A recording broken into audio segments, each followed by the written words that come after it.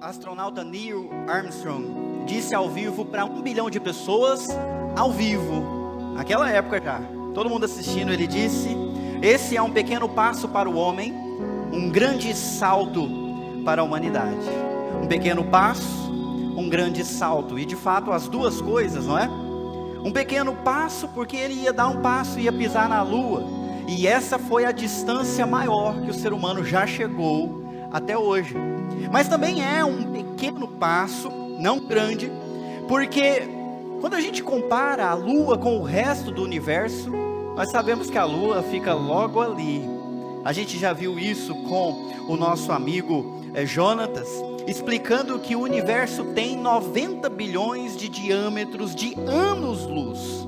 Eu sei que a gente não tem muita familiaridade com esse tipo de medida, mas se você viajasse a uma velocidade de 300 mil quilômetros por segundo, ainda assim, você ia levar 90 bilhões de anos para chegar ao fim do universo, para cruzar o universo. É imenso, mas nós temos muita dificuldade para entender a dimensão das coisas e também a dimensão dos fatos. Nós temos uma ideia vaga, limitada, pequena a respeito de quase tudo. E é por isso que a gente está usando esse tema interestelar, o plano cósmico de redenção. O plano de Deus é tão imenso que às vezes a gente precisa ampliar a visão para conseguir enxergar o tamanho dele. Deixa eu ajudar você mais um pouquinho. Você acha que 300 km por hora é rápido? É tão rápido que o meu carro não chega nisso nunca.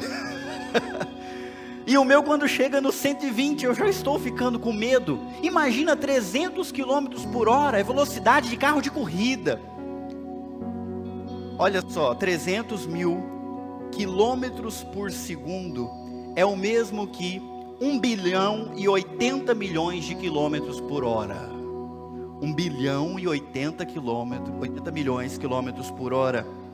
E ainda assim ia gastar 90 bilhões de anos para chegar ao fim. O universo é grande ou não?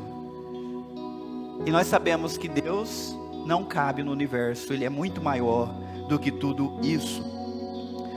Depois da gente pensar nessa imensidão toda, é bom a gente voltar para trás e pensar um pouco na nossa pequenez. Aqui você tem a sonda Voyager 1.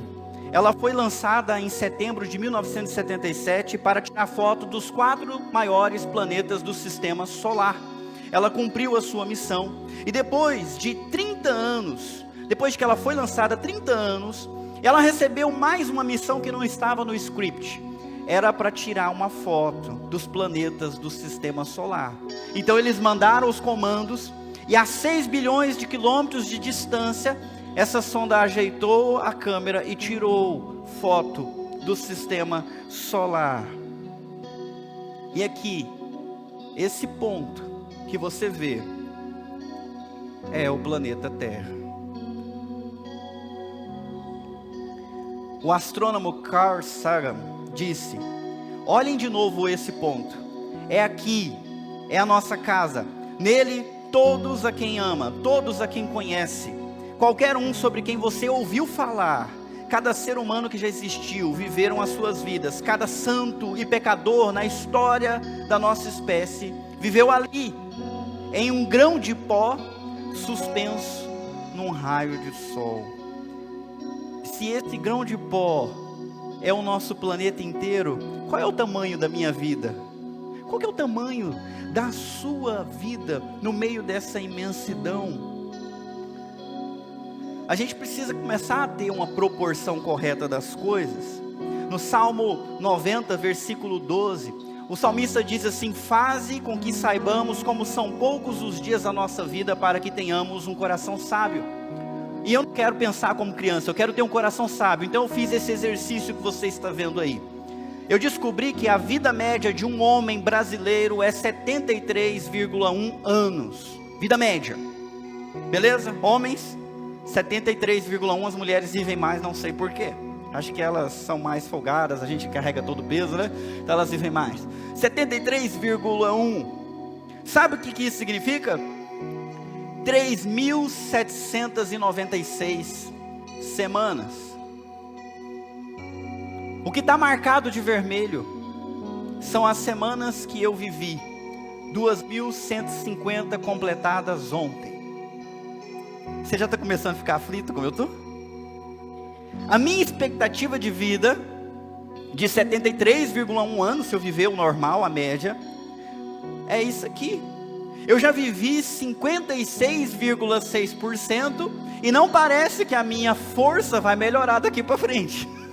Então eu estou ficando preocupado. Me restam 1.646 semanas se eu viver os 73,1. Isso me deixa um pouco aflito. Quando eu não estou distraído com as coisas que distraem, eu fico aflito. Tantas coisas que eu gostaria de realizar e que cada dia que passa parecem mais difíceis de se tornarem realidade, realização na minha vida. E aí essa aflição e essa angústia me faz com que a distração seja uma tentação ainda mais difícil de suportar. Eu estou tão angustiado que, não, agora eu não quero pensar nisso, então eu vou e me distraio. Então entre distração e aflição, a minha situação está piorando, porque o tempo, a cada semana, vai diminuindo. Então, a pergunta que eu quero fazer, que eu faço para mim, que eu faço para você é: o que fazer com o que resta dessa sua vida tão pequena, naquele grão de pó que a sonda captou? O que fazer com os dias que faltam? Você gostaria de ter a resposta? O que fazer com esse restinho? Eu queria convidar você a fechar os teus olhos, vamos orar. Senhor, a nossa vida é tão curta, tão pequenininha, que nós não podemos errar. Nós temos que ter uma direção certa, correta, para não escolhermos o caminho errado e desperdiçar o tão pouco que ela dura. Por isso, abre o nosso coração e o nosso entendimento para ouvir a Tua direção nessa noite e segui-la com força, com fé, com a graça do Senhor, no nome de Jesus. Todos aqueles que concordam dizem? Amém.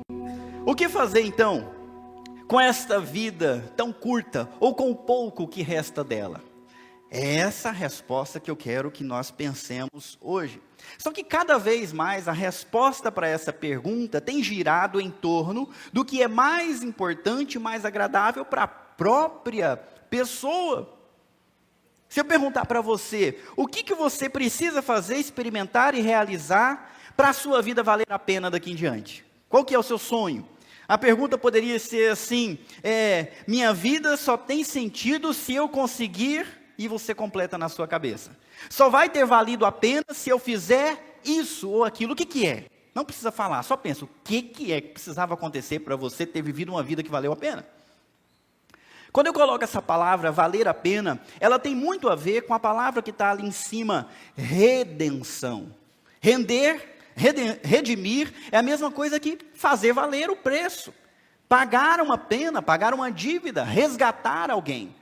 Então todos nós achamos que precisa acontecer alguma coisa para ter valido a pena todo o sofrimento, toda a dor, todos os dias vividos. O que é na sua situação? Minha vida só tem sentido se eu tiver saúde até o último dia, porque se eu perder minha saúde eu prefiro morrer. A minha vida só tem sentido se eu tiver liberdade. Se eu não tiver liberdade, então me mata, porque a liberdade é muito importante, como alguns dizem. A vida só tem sentido se eu tiver amor, se eu for amado por alguém, se eu amar alguém, se os meus filhos me amarem, assim por diante. Ou se eu tiver filhos e eles escolherem o caminho certo, aí a minha vida tem sentido. Será que é isso que está na tua cabeça? Ou você está como alguns que pensam que a vida só tem sentido se você tem bens materiais, se você conquistar aquela casa, aquele carro, aquele sítio e poder pescar todos os dias depois dos 60 anos. Aí já é o meu sonho, né? Qual que é a coisa que você coloca para responder isso?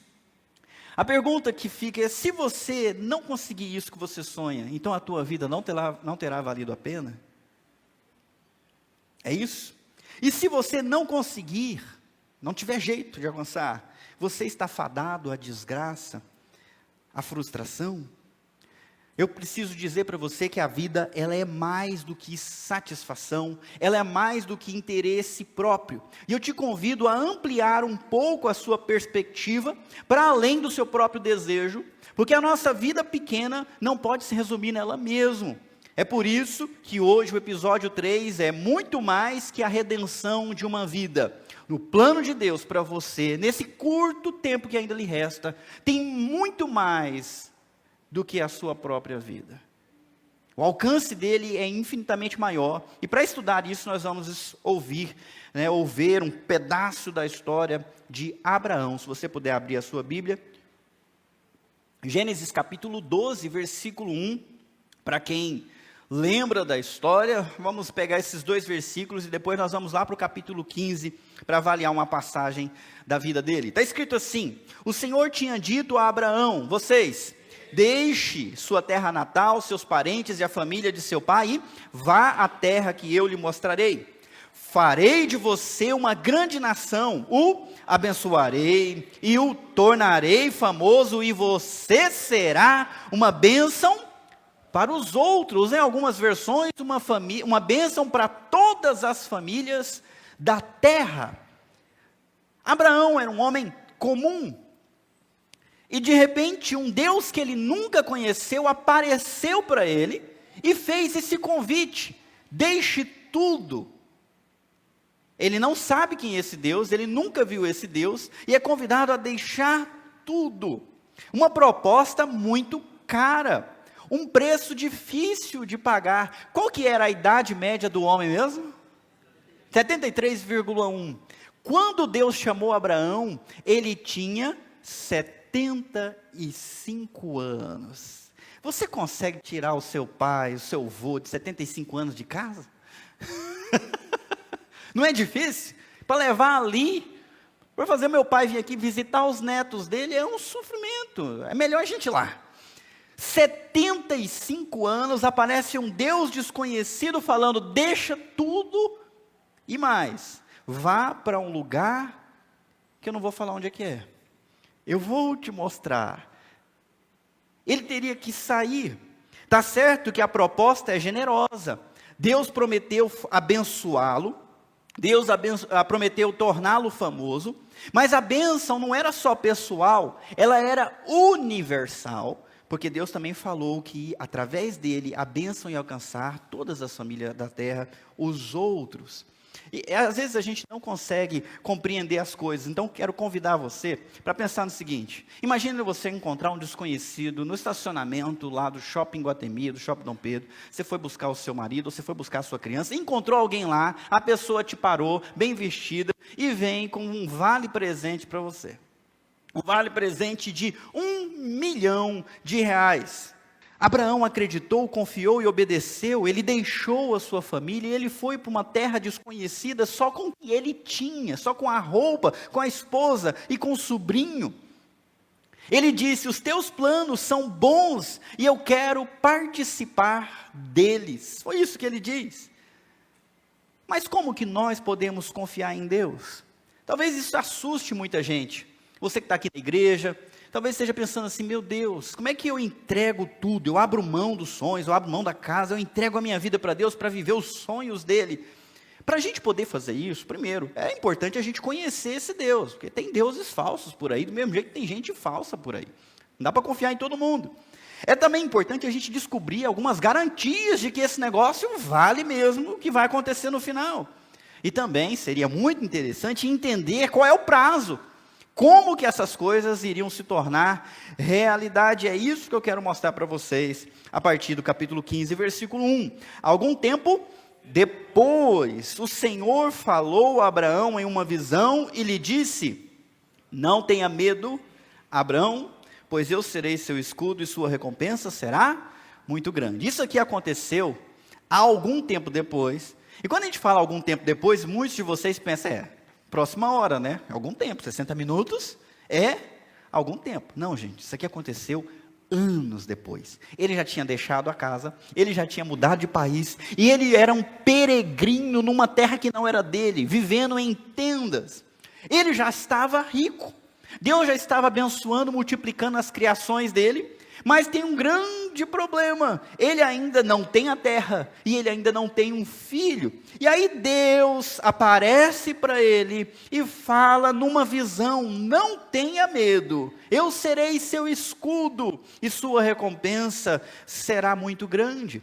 Essas palavras despertaram Abraão para expressar a sua aflição e angústia, porque no caso dele, 75 já ficou para trás, ele já deve estar com 77, 78, quase 80, e as coisas ainda não aconteceram, e ele faz as contas: meu Deus, será que vai dar tempo de Deus cumprir a promessa dele para mim?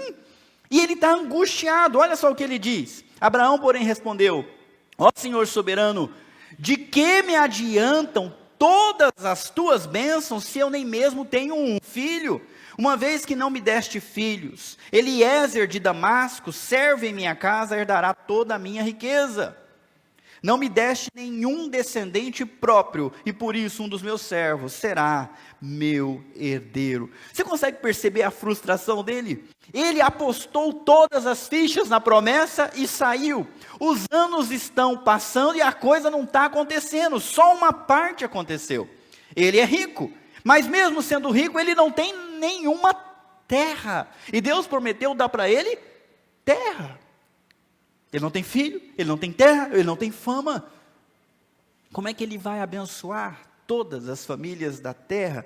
Ele está ansioso, angustiado, porque ele percebe que cada dia que passa é um dia a menos e mais difícil fica aquilo se tornar realidade na vida dele.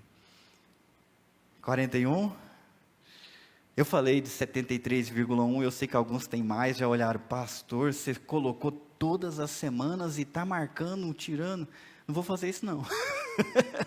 Só para não dar aquela aflição de olhar e ver que falta o quê? Umas fileirinhas. E agora, gente? Será que vai dar tempo? Será que vai acontecer? As promessas de Deus, a realização. Se você parar e não ficar tão distraído, eu imagino que a mesma angústia que estava no coração de Abraão também vai te afetar. Será que vai dar? Será que você vai ter força? Será que vai ter condições de continuar a sua vida, a sua luta e realizar os sonhos? O que Deus faz quando a gente fala com Ele dessa forma? O que Deus faz quando a gente traz para Ele, como Abraão trouxe, a nossa ansiedade, a nossa angústia? Como que Ele reage quando nós demonstramos que estamos preocupados ao ver o tempo passando e a nossa esperança diminuindo? Você quer saber o que Deus faz? Primeira coisa, Ele não rejeita. Deus não rejeita a nossa amargura. Deus não gosta de murmuração. Deus não gosta quando a gente fica reclamando. Mas quando a gente vai falar com Ele com sinceridade, demonstrando a nossa angústia por algo que a gente imagina que deveria ter acontecido e não aconteceu ainda, Ele acolhe a nossa ansiedade e angústia. Nós vamos daqui a pouco passar para o versículo seguinte, e não há em nenhum momento Deus reprimindo ele, dizendo: por que você fala assim? Não, Deus ouviu o que ele disse, não desprezou, não pisou na dor e na dúvida que Abraão estava carregando. Ele não pisa na dúvida de quem sofre, ao olhar para a dura realidade, de que agora tem menos para viver do que o que já viveu. Deus não faz isso. Olha só, o Senhor lhe disse: não será esse o seu herdeiro, você terá seu próprio filho e ele será seu herdeiro. Em seguida levou Abraão para fora e lhe disse: olhe para o céu e conte as estrelas. Tem a ver com a nossa série. Se for capaz, esse é o número de descendentes que você terá. Então Deus acolhe a nossa angústia, a nossa ansiedade, quando a gente trata com Ele com sinceridade. Segunda coisa, se você estiver tomando nota aí, Deus reafirma sua promessa. Deus não é como a gente que tem uma paciência muito curta. Sabe que a minha esposa também está começando a ficar velhinha, né? Então às vezes eu falo alguma coisa para ela lá do quarto, ela fala: aí eu falo mais alto, isso. Ela: eu falo mais alto, isso. Aí quando chega na terceira vez, deixa pra lá. Vocês riram porque acontece com vocês também, né? 3 vezes, deixa, eu vou aí falar, não vou gritar, não gosto de ficar gritando. Outra coisa que acontece quando a gente vai ficando velho é que a gente não gosta de barulho mais, né? Não gosta de barulho, fica gritando, ouvindo os outros gritar, parece que estressa a vida da gente. Será que Deus é assim? Será que Deus iria agir com Abraão, né? E mudar de ideia só por despeito? Então você não está acreditando que eu vou fazer? Então eu não vou fazer não. Você acha que eu estou te enganando, Abraão? Que eu estou te enrolando? Então agora eu vou enrolar mesmo. Nós humanos reagimos assim muitas vezes quando alguém pergunta ou duvida da gente. Eu já vi isso acontecer em relacionamento, eu já vi isso acontecer com pessoas aí que diz que ama, né? Aí o outro desconfia, você está sendo fiel para mim? Duvidou? Pois agora eu vou botar um chifre na tua cabeça. E vai no despeito. Deus não é assim. Abraão falou com ele, estava preocupado, angustiado, como que isso vai ser se eu não tenho um filho? Pois Deus, ao invés de, então vá para lá que você não serve mais, Deus reafirmou, o que eu te falei lá atrás, está valendo, isso vai acontecer. Terceira coisa, Deus ajuda a entender melhor a dimensão do seu propósito, a partir da vida de Abraão. Abraão sabe que Deus disse que ia fazer, mas ele não tem ideia de como isso vai se tornar realidade. Você que um dia entregou a vida para Jesus, abraçou a fé com esperança de que as promessas que Deus colocou no teu coração um dia iriam se cumprir, mas você nunca imaginava como, e com certeza tem promessas que você não imagina como elas vão se tornar realidade.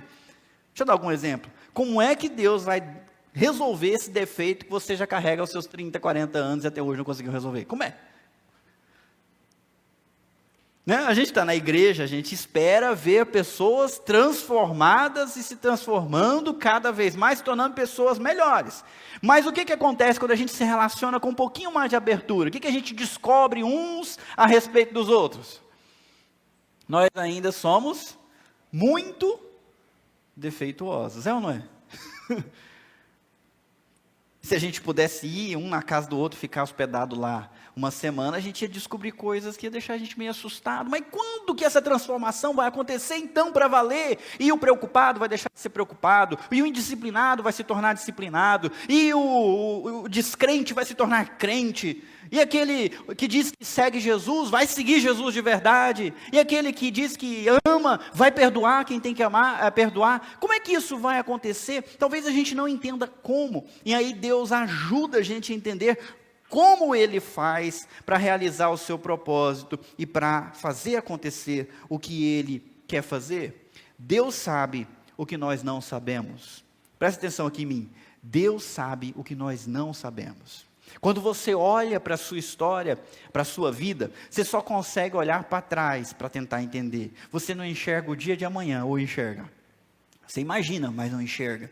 Deus, quando Ele olha para a tua vida, Ele vê para trás, Ele vê para frente, tudo ao mesmo tempo. Porque Deus não está preso na linha do tempo, com ontem, hoje e amanhã. Deus está fora do tempo, vendo tudo como as coisas começam e terminam.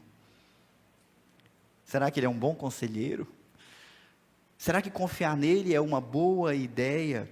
Deus enxerga o que nós não enxergamos. Deus acessa coisas que nós nem imaginamos. E é por isso que Deus convida Abraão a sair da tenda à noite, olhar para o céu e contar as estrelas. Deus dá para ele um exemplo, para ele perceber o tamanho da promessa que nem a dimensão ele conseguia compreender. Conta as estrelas. Algumas pessoas dizem que a olho nu nós podemos contar 5.000 estrelas. Mas é claro que ele não ia conseguir fazer aquilo numa noite. 5.000 ia perder a conta. E Deus disse para ele que se ele fosse capaz de contar o que ele via, né, seria isso o tamanho da... O problema é que tem muito mais estrelas do que ele consegue ver. Então é incontável o tamanho da herança dos descendentes de Abraão. O que você faria no lugar de Abraão depois desse segundo encontro com Deus, reafirmando a promessa? Você acreditaria ou duvidaria? Então, pensando na sua vida, hoje eu vou fazer um convite para você. E é mais ou menos isso. Eu quero que você abra mão de tudo e abraça com as duas mãos o projeto de Deus para você. Você está dentro ou está fora? O que Abraão fez? Abraão no Senhor, e assim foi considerado justo. Ele acreditou. Segunda vez, ele já tinha saído de casa. Agora mesmo beirando os 80, ele acreditou que ele teria um filho. E que os descendentes seriam mais numerosos que as estrelas do céu. Deus também está te convidando para uma aventura hoje.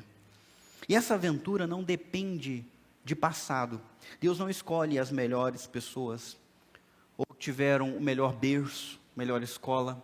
Então, se você não se acha muito inteligente, não tem uma boa formação, fica tranquilo, não é isso que Deus está procurando.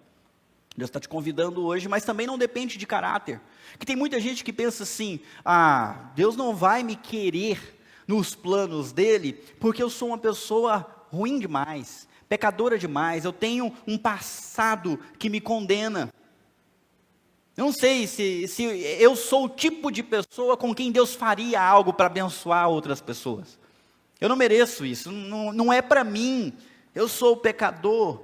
Tem muita gente que pensa que até para ir para a igreja precisa arrumar a vida primeiro, para depois ir. Se eu convido alguém aqui, como a gente faz na Santa Ceia, a se batizar para poder participar, a pessoa, não posso me batizar porque eu ainda tenho muita coisa errada na minha vida. Ora, se você conseguisse arrumar a tua vida, você não precisava de salvação. E nós é que íamos buscar ajuda em você, porque você seria o nosso Salvador. Mas não é assim. Deus não olha para o caráter de alguém para desafiá-lo. Também não depende de dinheiro. Eu sei que tem algumas pessoas muito ricas aqui na igreja, mas a grande maioria é pobre. Quer ver? Quem que é pobre? Levanta a mão. Olha, cadê os pobres? Aí, a gente até faz festa. É pobre, mas é feliz. Será que se dependesse de dinheiro para comprar esse projeto, de Deus para a sua vida, será que alguém teria o dinheiro para comprar uma bênção como essa, ter o seu nome famoso, ter uma descendência mais numerosa do que as estrelas, do que a areia da praia? Como comprar algo tão grande? É impossível comprar algo tão grande, ter uma vida guiada por Deus, ser considerado justo. Não depende de passado, de caráter, nem de dinheiro. Mas presta atenção, depende de fé. Depende de fé. Abraão creu. Só precisou acreditar que era com ele o negócio. Que era para ele o negócio. E que se Deus estava oferecendo, era estender a mão e pegar. O mesmo Deus que chamou Abraão está nos chamando hoje. Ele está apontando uma direção para o resto que falta da sua vida. E a direção dele é diferente da direção sua. É distinta. Muitas vezes é desconhecida. Você entrega a sua vida para Deus, mas você não sabe o que ele vai fazer com ela. Você não sabe para onde ele vai te levar. Nem quão longe você vai conseguir ir. Mas Deus também promete para você glória. Ele vai te glorificar. Deus também promete terra, mas não terra aqui nesse mundo. Uma herança no novo mundo que Ele vai realizar no futuro. A partir das cinzas desse. Ter uma herança em novos céus e nova terra. Ter o seu nome novo. Ter uma casa no novo país que Ele está fazendo. Ele também garante um legado. Porque a sua vida vai ser uma bênção para outras vidas. Não vai ser uma bênção só para si. Vai ser uma bênção para outros. Eu pergunto, você acredita que Deus pode fazer na sua vida como Ele prometeu fazer na vida de Abraão? Você confia? E antes de eu fazer a pergunta para valer, para você me responder, eu quero te ajudar. Porque para crer nisso, algumas coisas ajudam. Como por exemplo, eu já te disse hoje, conhecer esse Deus. Segundo, quem sabe conseguir alguma garantia. E terceiro, entender melhor o tempo de Deus e a dimensão do seu propósito. E felizmente Gênesis 15 tem essas três coisas para a gente. Primeiro, versículo 7. Então o Senhor lhe disse, vocês, eu sou o Senhor que eu tirei de Ur dos Caldeus para lhe dar esta terra como posse. Primeira coisa, conhecer esse Deus. Como é que eu vou, pastor, dizer sim para esse convite que o Senhor está me fazendo hoje, de entregar o meu futuro para Deus e caminhar na direção que Ele vai definir, se eu não sei quem Ele é? É a mesma coisa que pegar o cartão do desconhecido. Sabe que uma vez eu estava lá no estacionamento do Carrefour, veio uma menina numa Pajero, vestido vermelho, toda produzida. Ah, moço, por causa da pandemia, eu fechei minha loja de perfumes aqui no Iguatemi, eu estou aqui com estoque, eu estou vendendo a preço de banana.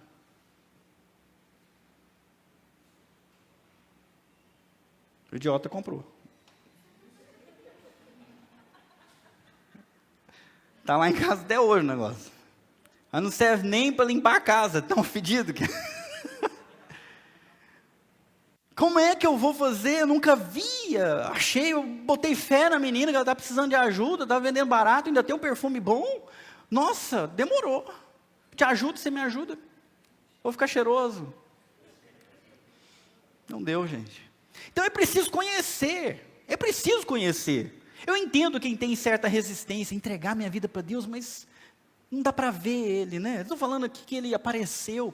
Mas Deus se apresenta. O mesmo que Ele era no passado, Ele é hoje. Ele diz assim, eu sou o Senhor.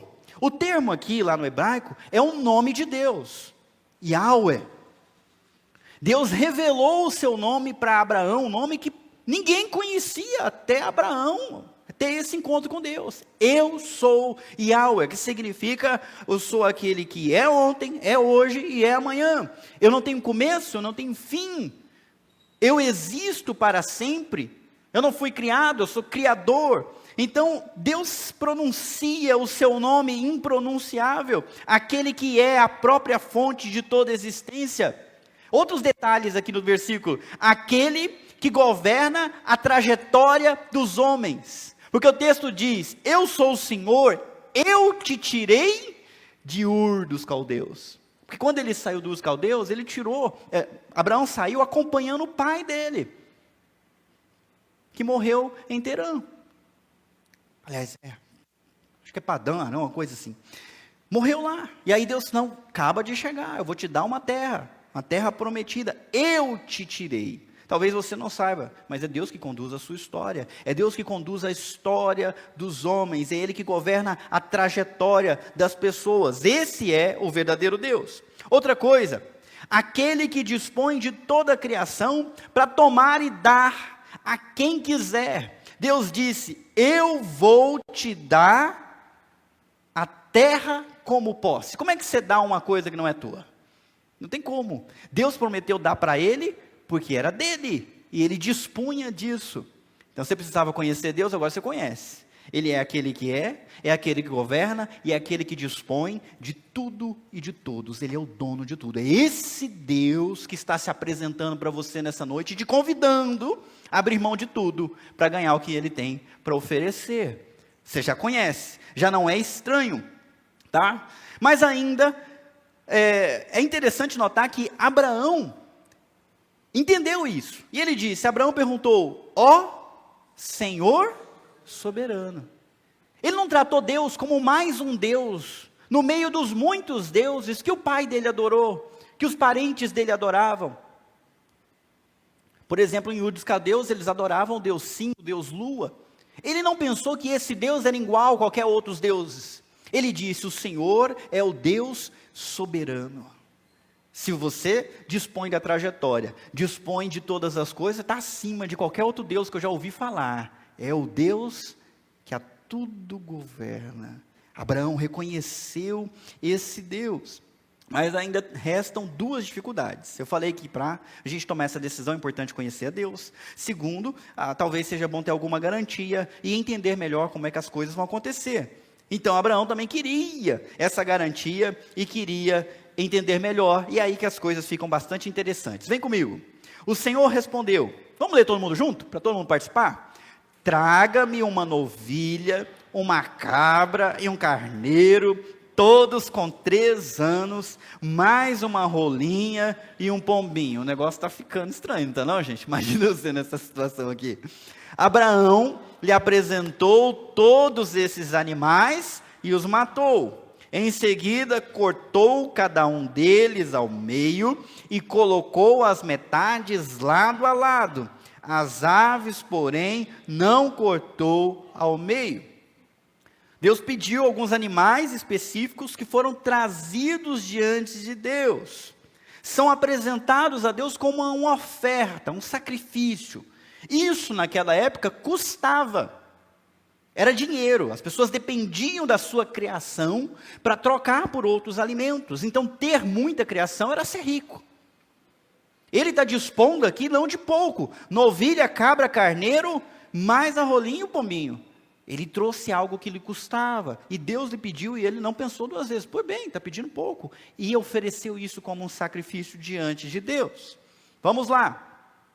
Aves, vocês querem ajuda? Vamos, 1, 2, 3. Aves de rapina mergulharam para comer as carcaças, mas Abraão as afugentou. Enquanto o sol se punha, Abraão caiu em sono profundo e uma escuridão apavorante desceu sobre ele. Já estava estranho, com os bichos mortos, metade aberta ali no chão. Ele lá, apareceu o urubu, apareceu os bichos de rapina querendo comer a carne. Esse detalhe é interessante, né? Interessante que a Bíblia mencionou que Abraão teve que afugentar as aves. Eu não vou dar nenhuma explicação espiritualizada ou alegórica. Eu quero que vocês entendam aqui. Isso aconteceu de verdade. Se morrer uma vaca aqui perto do Iguatemi, vai descer urubu. Então ele matou bicho mesmo, o bicho estava morto mesmo, e o urubu veio mesmo. Aves de rapina estão sempre procurando carcaças para se alimentar. Urubus querem sempre comer. E aquilo era uma oferta para Deus, ele não deixou as aves atacarem, ficou lá o dia inteiro enxotando os urubus para eles não comerem. Não foi uma visão imaginativa, aconteceu um fato real. Tanto é que o homem fica cansado. Essa escuridão aconteceu de fato. Da mesma forma, meus irmãos, que se você resolver ofertar para Deus algo na sua vida, dedicar a Ele, é fato, isso vai ser atacado de muitas maneiras. E você precisa aprender a proteger aquilo que você oferta para Deus. Até porque Deus não fez nada durante o dia inteiro. Deus falou, traz os bichos para mim. Ele matou, trouxe, partiu. E aí? Quem que apareceu? Deus? Não, os urubu. Deus, para o jeito, ficou tranquilo dele. Os urubu que vieram. Você decide que você vai se consagrar um pouco mais a Deus.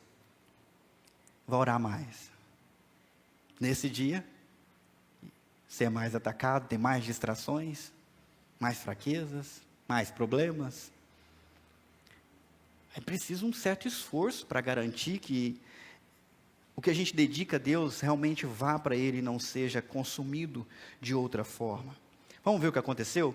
Quando o sol se pôs e veio a escuridão, Abraão viu um fogareiro fumegante e uma tocha ardente, vocês passarem por entre as metades das carcaças. Aqui Deus vai resolver um dos problemas de Abraão. Ele queria uma garantia. E Deus reafirma a sua promessa, dando para Abraão uma garantia.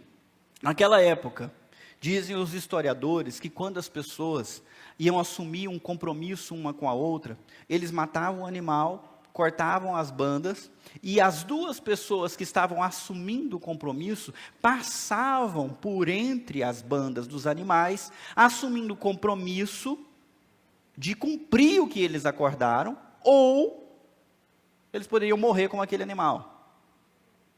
Era um juramento, era algo sério. Deus pegou esse ato que era comum na época e resolveu fazer aquilo com Abraão.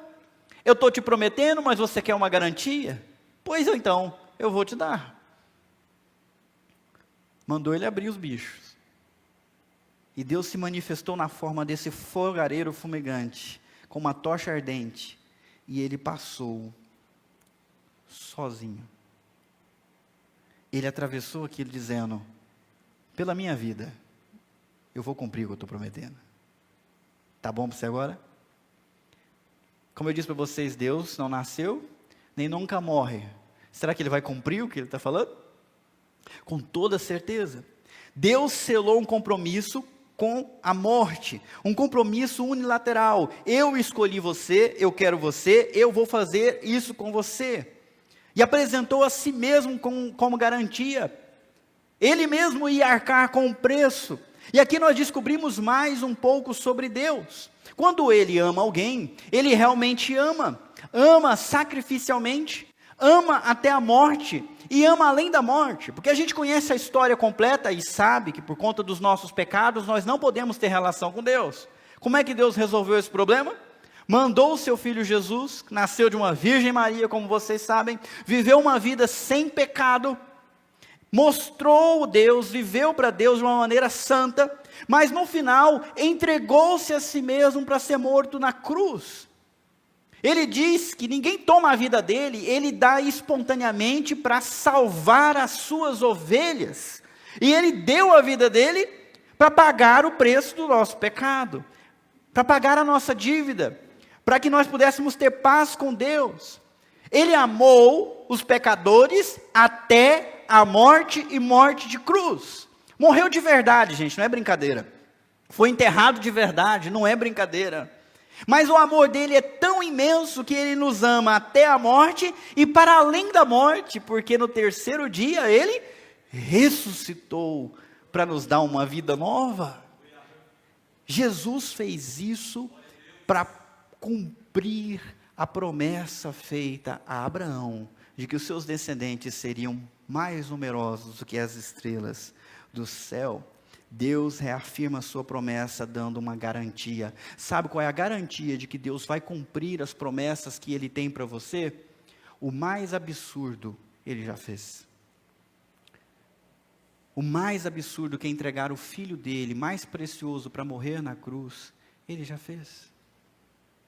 Tudo que vier depois é menor. É menor.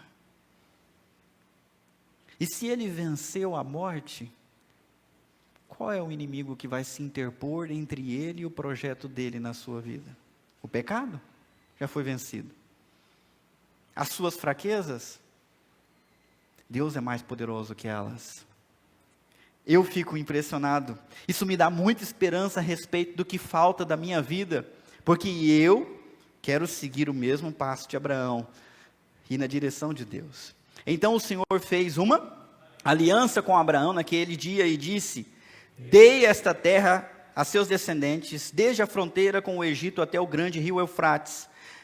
A terra hoje ocupada pelos queneus, quenezeus, cadmoeus, hititas, ferezeus, refaíns, amorreus, cananeus, gigazeus e jebuseus. Fica tranquilo, não precisa decorar o nome, tá?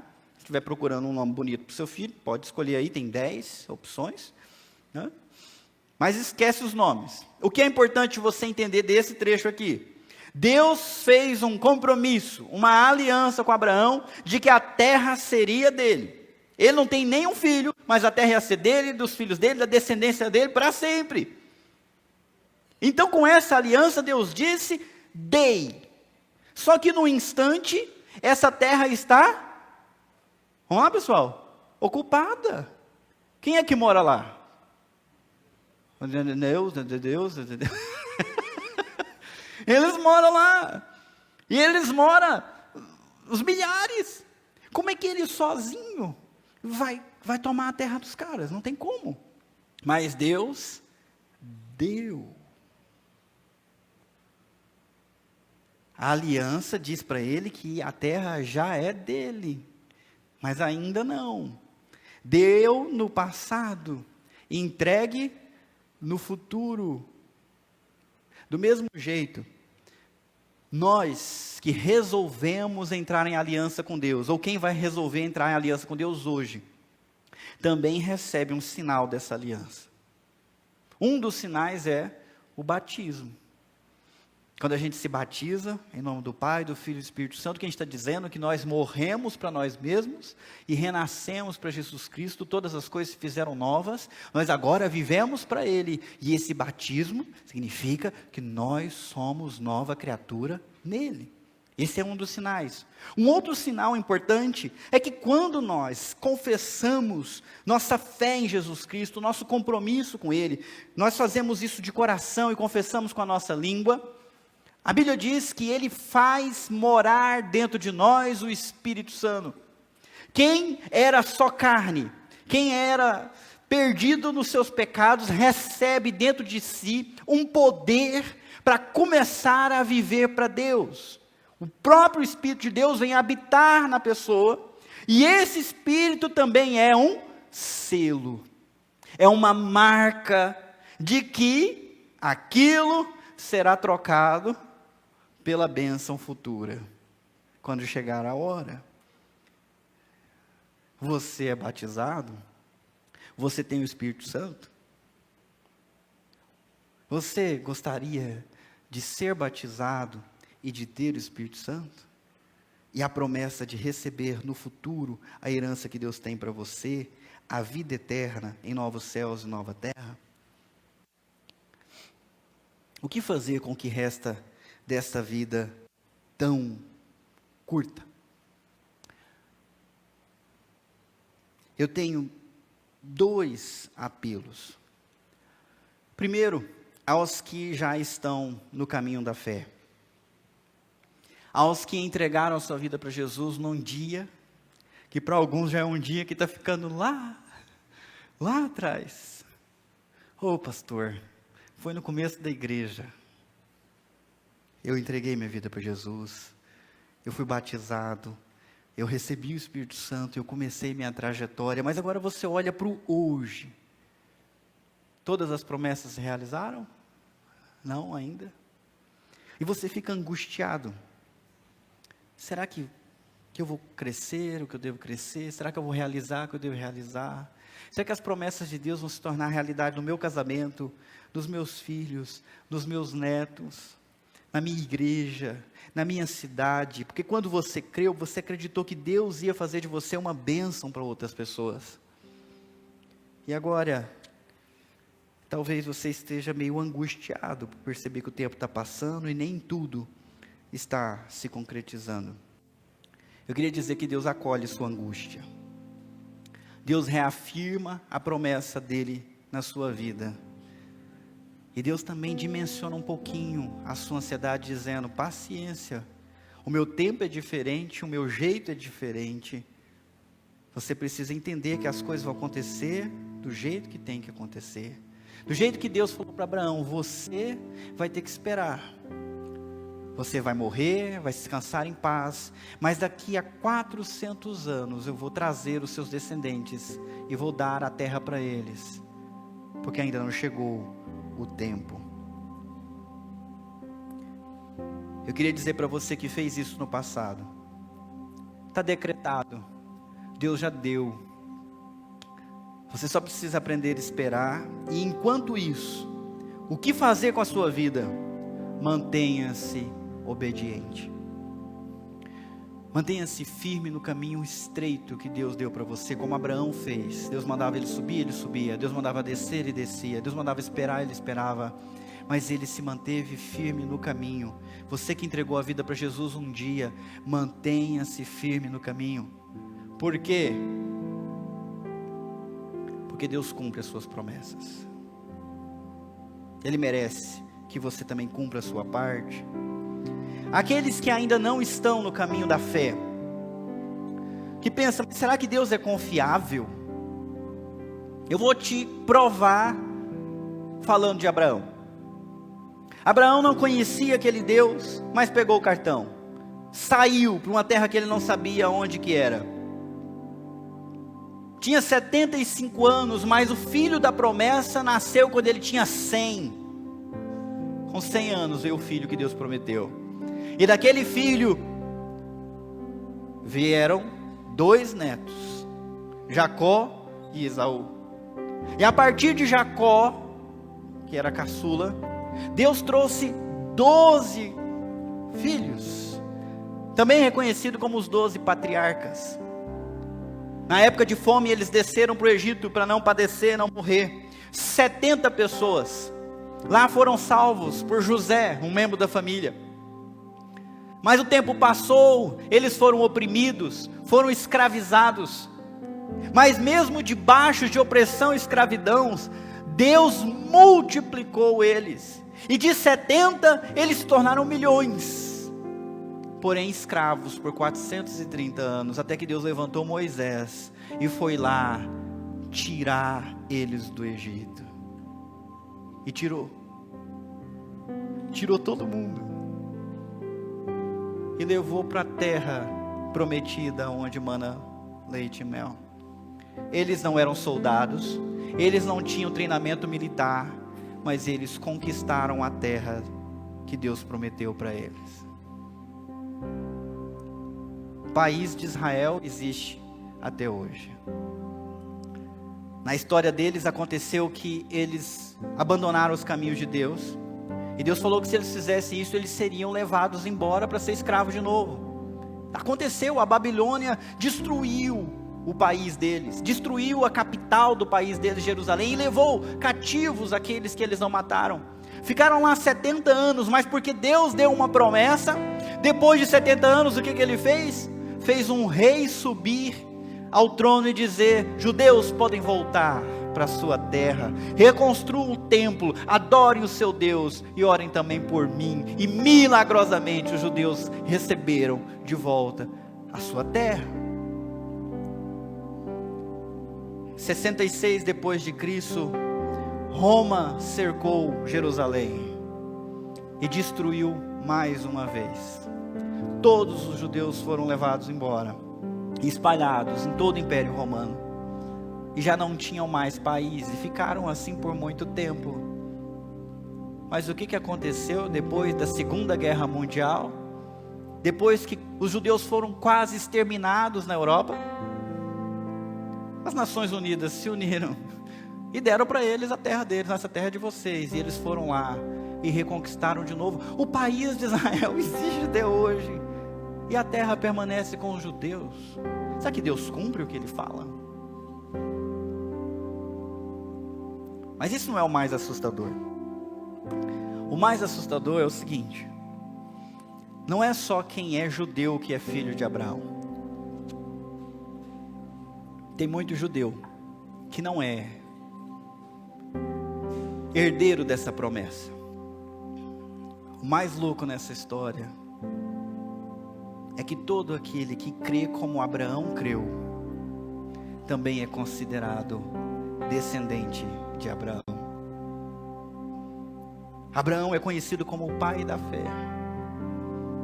E você que não nasceu hebreu, pode se tornar povo de Deus, crendo como Abraão creu, e crendo no descendente de Abraão, aquele que foi oferecido como sacrifício vivo para pagar os seus pecados. Eu quero te convidar a crer, porque Deus não mente.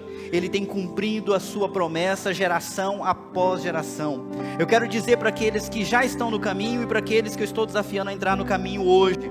Filipenses 2, versículo 13 diz: é Deus que efetua em vocês tanto o querer quanto o realizar, de acordo com a boa vontade dele, para que venham a tornar-se filhos de Deus, inculpáveis no meio de uma geração corrompida e depravada, na qual vocês brilham como estrelas no universo. Eu olho para a história, eu percebo que eu posso ter esperança, porque quando eu coloquei a minha fé em Jesus Cristo, Deus me fez uma daquelas estrelas que Abraão contou no céu. Eu também sou filho de Deus, e vou brilhar no meio das trevas até o último dia da minha vida. E isso é realidade para qualquer um que quiser crer. Isso é realidade na sua vida, meu irmão, que entregou a sua vida já há 20 anos, 15 anos, 30 anos. Deus te fez estrela no meio da escuridão.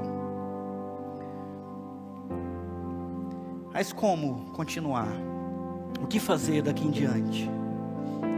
Para quem nunca andou nesse caminho, como que faz, pastor? Eu tenho que ir para algum lugar?